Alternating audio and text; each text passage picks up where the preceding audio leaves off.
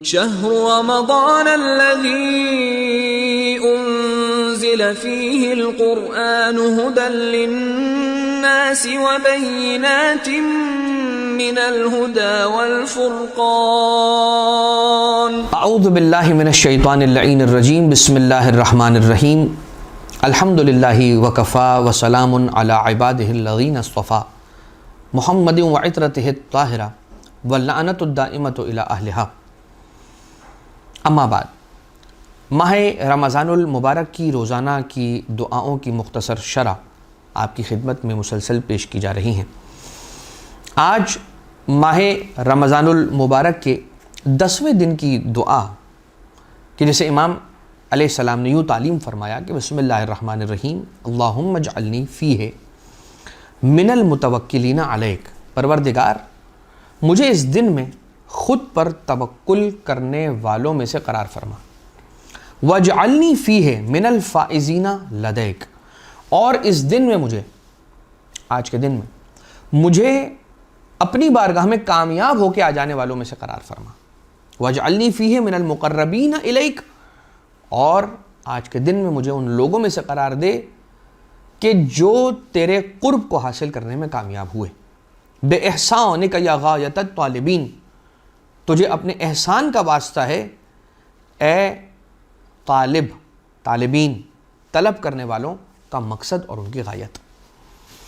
اس دعا کی تلاوت کا ثواب جو روایت میں ملتا ہے وہ یوں ہے کہ من دعا بہ، جو اس دعا کی تلاوت کرے گا، استغفر لہ کل شیء، تو کائنات کی ہر شے اس کے لیے استغفار کرے گی. اس دعا کو ہرگز فراموش نہ کریں. ویسے تو ساری دعائیں امپورٹنٹ ہیں، اور آپ آگے جو آنے والی دعائیں ہیں ان کے بھی آپ ثواب کو جب سنیں گے تو ہر دعا ایسی ہے کہ جس کا ثواب ایسا بیان کیا گیا ہے کہ انسان لازمی طور پر یہ سوچے کہ میں ایٹ لیسٹ آج کی دعا کو ترک نہ کروں. پھر اگلا دن آ جائے گا، اس دن 11ویں ماہ رمضان کی دعا کے تلاوت کے ثواب کو انسان پڑھے گا تو اس کا دل چاہے گا کہ یار آج کی دعا کو میں نہ چھوڑوں. ہر دن کی دعا کا ثواب ایسا امام علیہ السلام نے بیان کیا ہے کہ انسان یہ سوچے کہ ایٹ لیسٹ آج کے دن، یعنی ہر دن کی دعا کے لیے یہ سوچے کہ میں آج کی دعا کو ترک نہ کروں.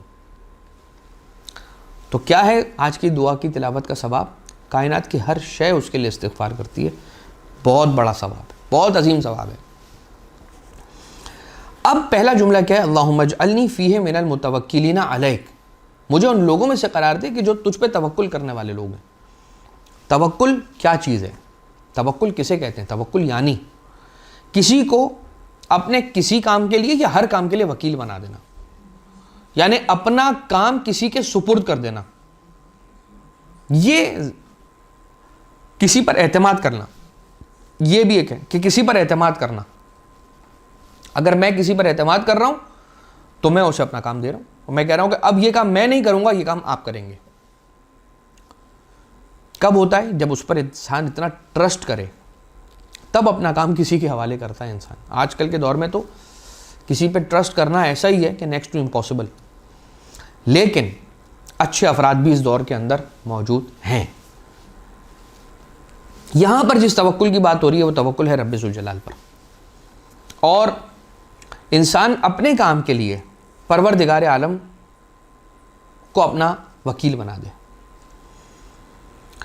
وَمَن يَتَوَكَّلْ عَلَى اللَّهِ فَهُوَ حَسْبُهُ، اور جو اللہ پر توکل کرتا ہے، اللہ پر اعتماد کرتا ہے، اللہ پر اعتبار کرتا ہے، فَهُوَ حَسْبُهُ، تو وہی اکیلا اس کے لیے کافی ہو جایا کرتا ہے. اسے پھر اور کسی کے پاس جانے کی ضرورت نہیں ہے.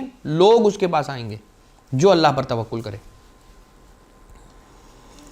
توکل کے معنی قطعاً ہاتھ پر ہاتھ رکھ کے بیٹھ جانے کے نہیں ہیں، اور انسان اپنی حصے کی محنت ضرور انجام دے. صرف اللہ پر توکل کر لینا کافی نہیں ہے، بلکہ انسان کی اپنی محنت بھی ضروری ہے. کہ امام علیہ السلام نے خود ارشاد فرمایا کہ توکل کہیں تمہیں کاہلی کا شکار نہ کر دے، تمہیں کاہل نہ بنا دے، سست نہ بنا دے. یہ توکل. اب مولا امیر المومنین علیہ السلام ارشاد فرماتے ہیں کہ ثلاث من کن فیہ لم یندم، یاد رکھو 3 وہ چیزیں جو اگر کسی کے اندر پائی جاتی ہیں وہ کبھی شرمندہ نہیں ہوگا, کبھی نادم نہیں ہوگا. 3 چیزیں اگر کسی کے اندر پائی جاتی ہیں. پہلا جو رکن اور پلر ہے 3 پلرز میں سے, کہ اگر کسی کے اندر یہ 3 پلرز ہیں تو وہ کبھی نادم اور شرمندہ نہیں ہوگا, کبھی پشیمان نہیں ہوگا. نمبر 1, جلد بازی سے کام نہ لے. ترک العجلہ, عجلت کو چھوڑ دے, عجلہ کو چھوڑ دے. العجلۃ من الشیطان, یاد رکھیے گا کہ جلد بازی شیطان کا کام ہے. والمشورۃ, اور جو مشورہ کرے گا وہ کبھی نادم نہیں ہوگا. نمبر 1, جو جلدی نہیں کرے گا, سکون سے آرام سے کام کرے گا, آرام سے آگے بڑھے گا, وہ کبھی نادم نہیں ہوگا. جو جلد بازی نہیں کرے گا وہ کبھی نادم نہیں ہوگا. جو مشورہ کر کے آگے بڑھے گا وہ کبھی نادم نہیں ہوگا. اور جو توکل کرے گا, کسی بھی بڑے کام سے پہلے جب توکل کرے گا اللہ پر, وہ کبھی نادم نہیں ہوگا. صحیفہ سجادیہ کی ایک دعا ہے, دعا نمبر 54. امام مولا سید ساجدین آقا زین العابدین علیہ الصلوۃ والسلام ارشاد فرماتے ہیں کہ وَهَبْ لِي صِدْقَ التَّوَكُّلِ عَلَيْكَ, پروردگار مجھے اپنی ذات پر سچا توکل عطا فرما, ایسا توکل عنایت فرما, ایسا توکل عطا فرما کہ میں تیری ذات پر اعتماد کروں اور اعتبار کروں اور تجھے اپنا وکیل بناؤں, تجھ پہ توکل کروں. جناب جبریل امین, حضرت جبریل امین علیہ السلام نے پیغمبر صلی اللہ علیہ وآلہ وسلم سے یہ سوال کیا اور پوچھا کہ یا رسول اللہ مت توکل علی اللہ, اللہ پہ توکل کیا ہے, کیا ہے اللہ پہ توکل کرنا, اس کا مطلب کیا ہے؟ جواب, رسول صلی اللہ علیہ وآلہ وسلم نے ارشاد فرمایا کہ اس بات کا علم رکھنا کہ مخلوق مجھے کوئی نقصان نہیں پہنچا سکتی اور نہ نفع پہنچا سکتی ہے, نہ دے سکتی ہے اور نہ مجھ سے لے سکتی ہے. توکل, اللہ پہ توکل, توکل علی اللہ کیا ہے؟ جناب جبریل پوچھ رہے ہیں کن سے؟ رسول اللہ سے صلی اللہ علیہ وآلہ وسلم. رسول اللہ نے جناب جبریل کو کیا جواب ارشاد فرمایا؟ فرمایا اس بات کا علم رکھنا کہ مخلوق مجھے نہ ضرر پہنچا سکتی ہے نہ فائدہ, مخلوق نہ مجھے دے سکتی ہے نہ مجھ سے چھین سکتی ہے. جب انسان یہ سوچتا ہے, خدا کے علاوہ کسی سے نہیں ڈرتا ہے, پھر جب انسان یہ سوچتا ہے پھر خدا کے علاوہ کسی سے نہیں ڈرتا اور کسی سے لالچ اور طمع بھی نہیں رکھتا, اور یہی خدا پر توکل ہے. وسائل الشیعہ کی روایت. اب آپ توکل کو اگر دیکھیں تو حضرت یوسف علیہ الصلوۃ والسلام کا ایک مختصر سا حوالہ ہے واقعے کا. بھائی مل کر حضرت یوسف علیہ السلام کو کنویں میں پھینک رہے ہیں, کنویں میں دھکیل رہے ہیں, اور حضرت یوسف علیہ السلام جب کنویں میں گر رہے تھے تو گرتے گرتے کنویں میں جب انہیں دھکیلا جا رہا تھا تو وہ مسکرا رہے تھے. ان کے بھائیوں میں سے ایک بھائی جن کا نام یہودا ملتا ہے, انہوں نے پوچھا کہ اے بھائی آپ کیوں مسکرا رہے ہیں؟ کہا کہ میں یہ سوچ رہا ہوں, میں وہ وقت یاد کر رہا ہوں کہ میں یہ سوچا کرتا تھا کہ جس کے اتنے سارے بھائی ہوں کوئی اسے کیا کہہ سکتا ہے, اور میں نے اپنے بھائیوں پر توکل کیا, اعتماد کیا. شاید اسی لیے مجھے پروردگار بتلا رہا ہے اور عبرت مجھے دے رہا ہے کہ جن بھائیوں پر تم اعتماد اور اعتبار کر رہے تھے یہی بھائی تمہیں اٹھا کر کنویں میں دھکیل رہے ہیں. لہذا پروردگار عالم کے علاوہ اور کس پر توکل کر سکتا ہے انسان, کس پر اپنا تکیہ کر سکتا ہے؟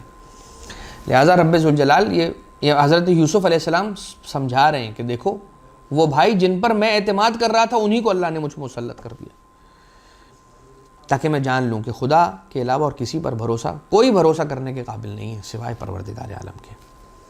لہٰذا میرا مسکرانا خوشی کا مسکرانا نہیں ہے, عبرت کا مسکرانا ہے. اور اس کے بعد والا جو جملہ ہے وَجْعَلْنِي فِيهِ مِنَ الْفَائِزِينَ لَدَيْكَ, اور مجھے اس دن میں اپنی بارگاہ میں کامیاب اور کامران ہونے والوں میں سے قرار دے. تو کامیاب اور کامران ہونے والے کون لوگ ہیں؟ مولا امیر المومنین علیہ السلام ارشاد فرما رہے ہیں ذاکر اللہ من الفائزین, اللہ کا ذکر کرنے والا کامیاب لوگوں میں سے ہے. اس پرآشوب دور کے اندر وہی بچے گا کہ جو ذکر الہی دائمی کے ساتھ, دوام کے ساتھ انجام دے گا.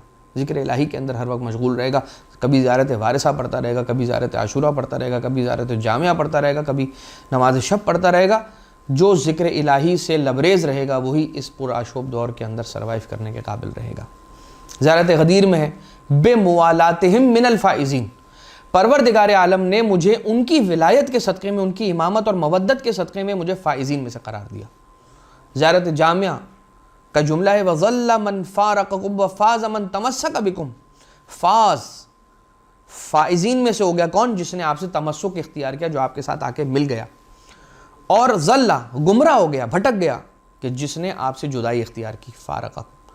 وفاز الفائزون بولایتکم بکم یسلک الی الرضوان وعلی من جحد ولایتکم غضب الرحمن، کہ فاز الفائزون بولایتکم، آپ کی ولایت و امامت و مودت کے صدقے میں پروردگار عالم نے ہمیں فوز اور کامیابی عنایت فرمائی ہے۔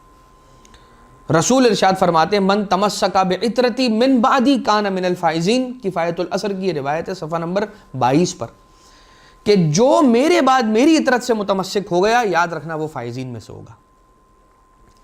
تو وَاجْعَلْنِي فِيهِ مِنَ الْفَائِزِينَ لَدَيْكَ، اپنی بارگاہ میں کامیاب ہونے والوں میں سے قرار دے، گویا مجھے اہل بیت کی کے دامن سے متمسک کر دے۔ وَاجْعَلْنِي فِيهِ مِنَ الْمُقَرَّبِينَ إِلَيْكَ، اور مجھے ان لوگوں میں سے قرار دے جن لوگوں کو تو نے قریب کیا ہے اپنی ذات سے۔ تو اب اس کے اندر ایک ترتیب آ گئی، پہلے توکل مانگا جا رہا ہے، جب توکل آ جائے گا انسان کے پاس تو وہ کامیابی کی طرف بڑھے گا، جب کامیابی کی طرف بڑھ جائے گا تو پھر پروردگار عالم کی بارگاہ سے قریب ہو جائے گا۔ اور یہ کیسے ممکن ہے؟ بے احسان کا یا غایت الطالبین، اپنے احسان کے ذریعے سے۔